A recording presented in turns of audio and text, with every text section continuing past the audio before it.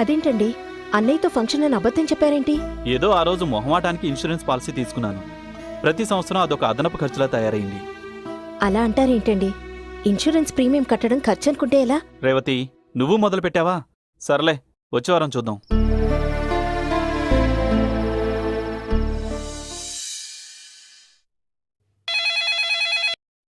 Hello,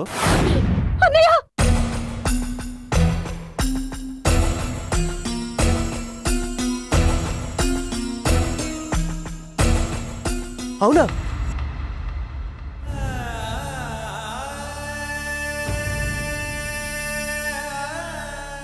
ఇదిగోండి మీ husband claim amount.